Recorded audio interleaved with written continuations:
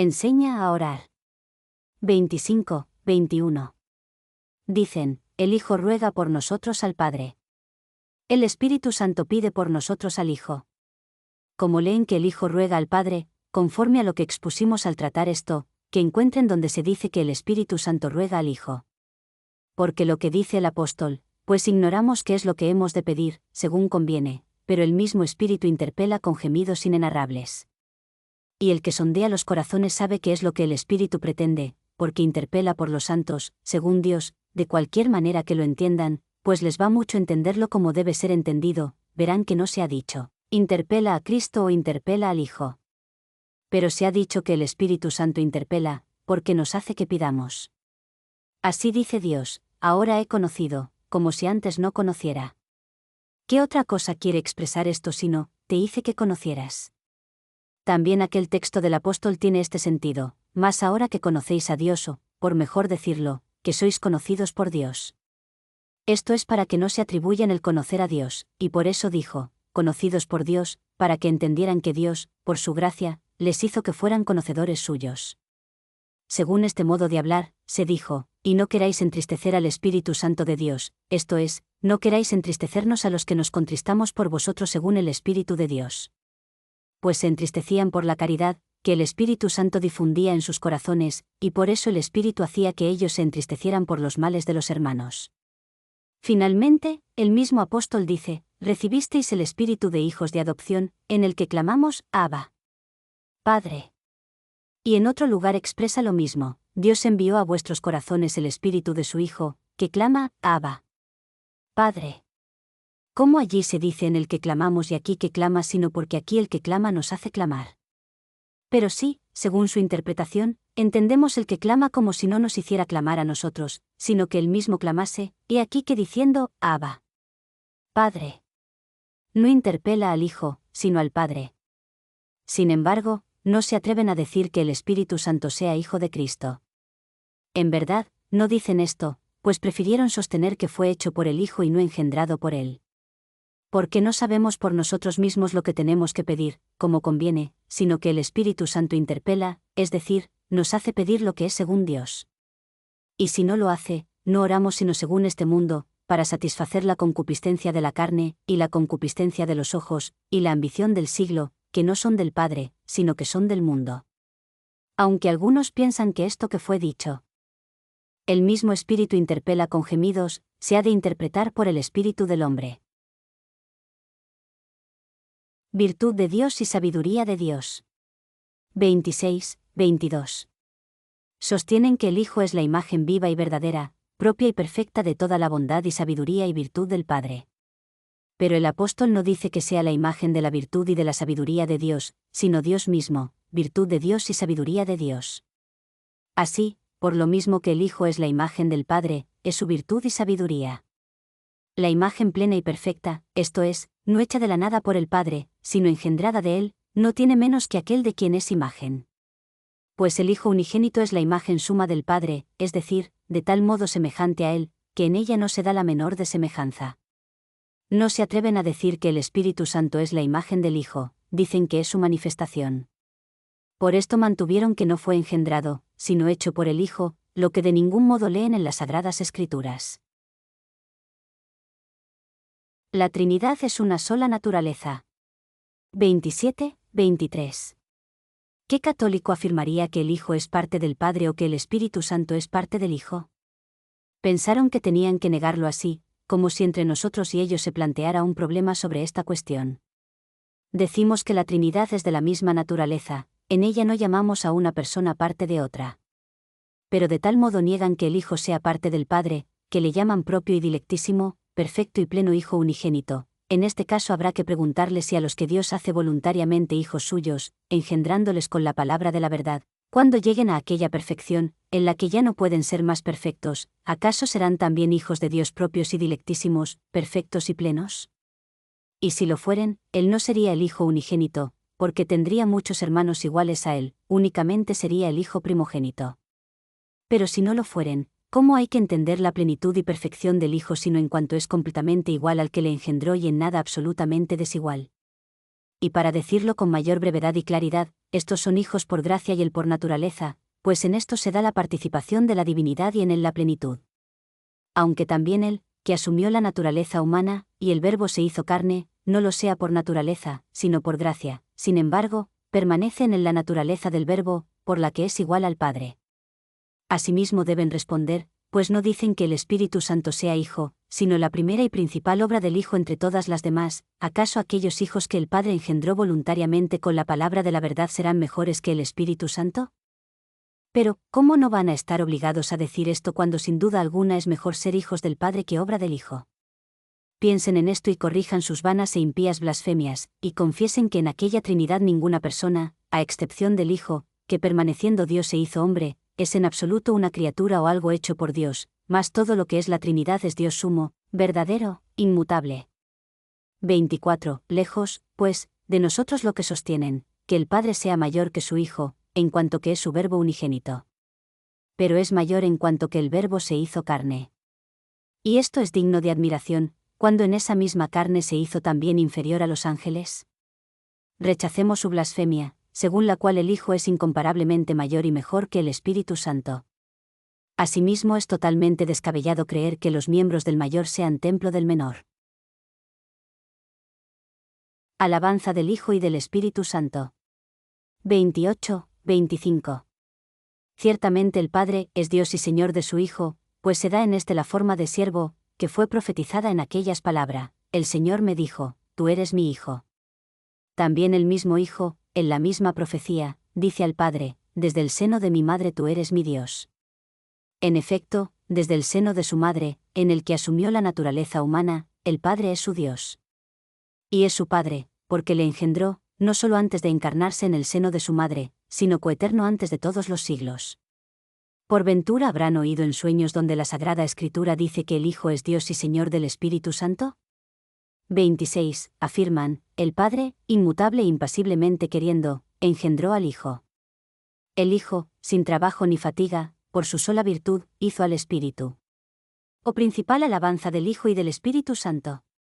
Como si el Padre nos engendrase sin quererlo, mudable y pasiblemente, siendo así que nos engendró voluntariamente con la palabra de la verdad. ¿O es que el Hijo creó con trabajo y fatiga el cielo y la tierra? Luego, según estos, hay que equiparar estas obras al Hijo o al Espíritu Santo, pero si de ningún modo se les pueden equiparar, ¿de qué sirve decir esto, sobre lo que no hay cuestión alguna, a saber, que el Padre engendra o el Hijo obra sin trabajo ni fatiga? Vean, en verdad, cómo afirman que el Hijo hizo por su sola virtud al Espíritu Santo. De este modo se ven obligados a confesar que el Hijo hizo algo que no vio hacer al Padre. ¿O les agrada decir que también el Padre hizo al Espíritu Santo? En tal caso, ¿no le haría el Hijo por su sola virtud? ¿O es que el Padre primero hizo a otro, para que el Hijo pudiera hacer al que hizo, puesto que el Hijo no puede hacer sino lo que hace el Padre? ¿Y qué significa que el Hijo no hace cosas semejantes a las que hace el Padre, sino que todas las cosas que hace el Padre, las mismas las hace igualmente el Hijo? Si intentan pensar en esto, sin duda les inquietará todo lo que han construido con su pensamiento carnal. Igualdad del Padre, y del Hijo, y del Espíritu Santo. X 27. Pues es verdad que el Padre dio el ser a todos los que son, y lo que Él es de nadie lo recibió.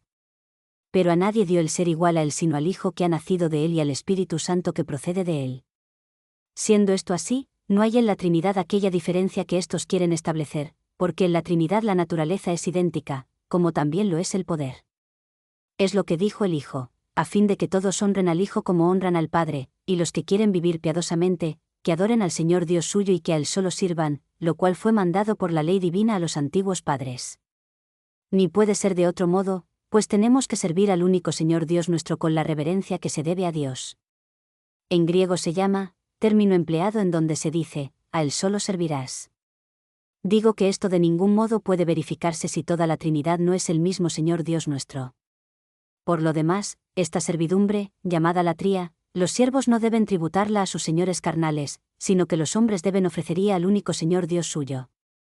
No le ofreceríamos esta servidumbre al Hijo si solo del Padre se dijo, y a Él solo servirás, o no se la tributaríamos al Padre si del Hijo se dijo, y a Él solo servirás.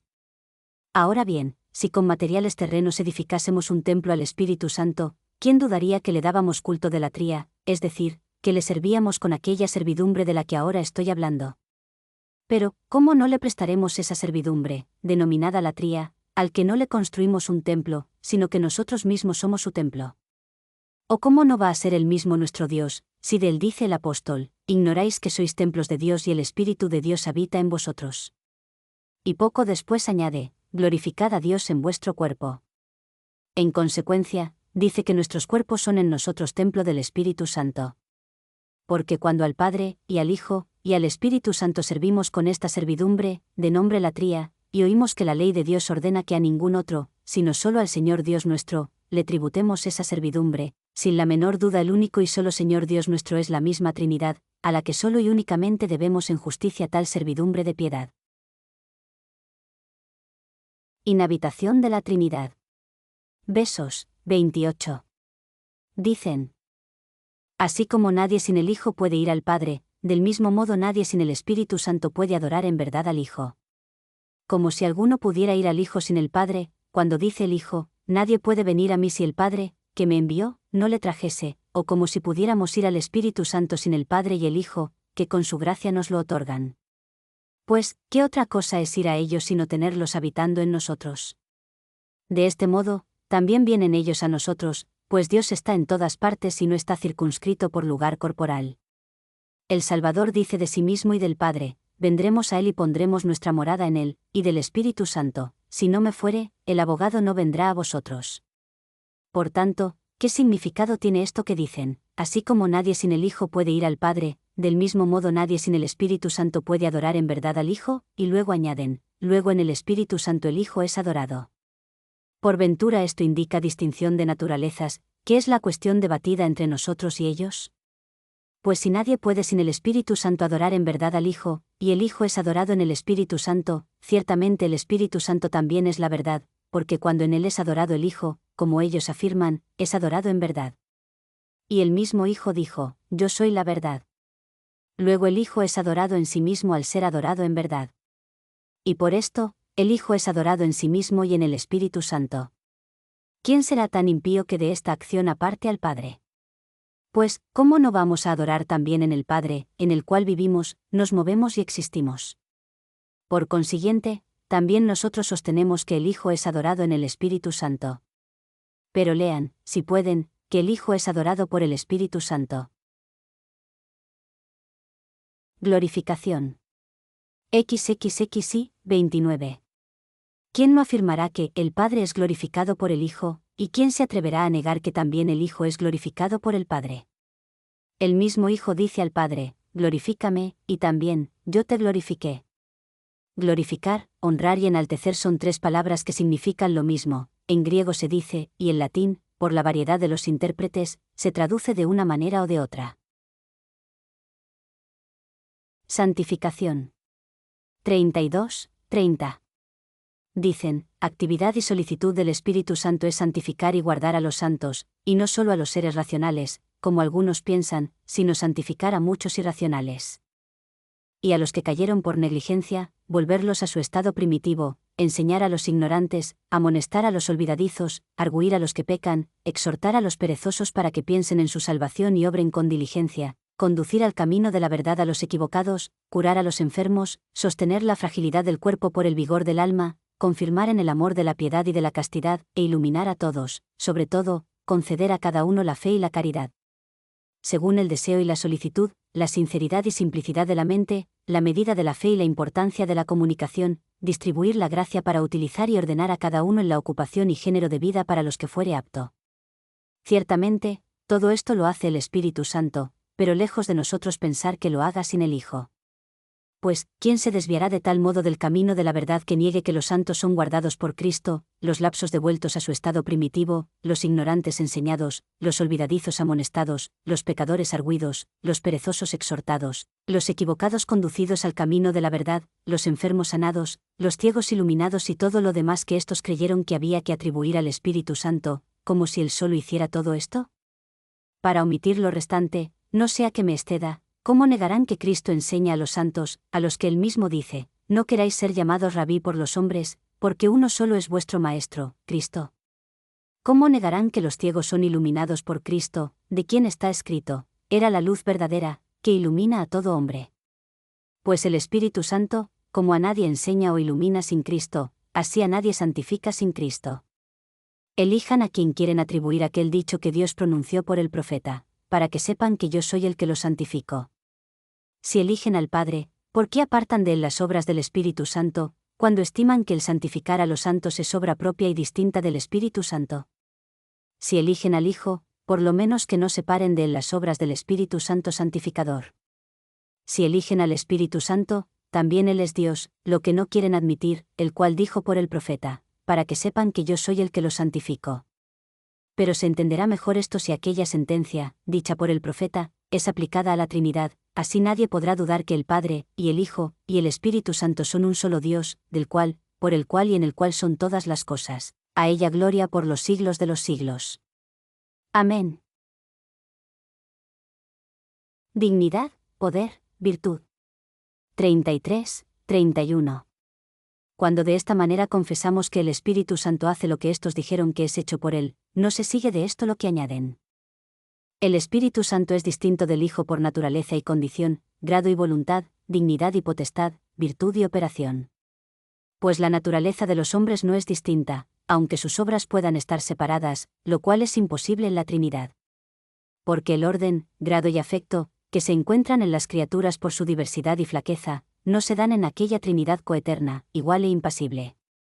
Pero la dignidad, potestad y virtud, ¿cómo no van a ser iguales a los tres, puesto que hacen igualmente las mismas cosas?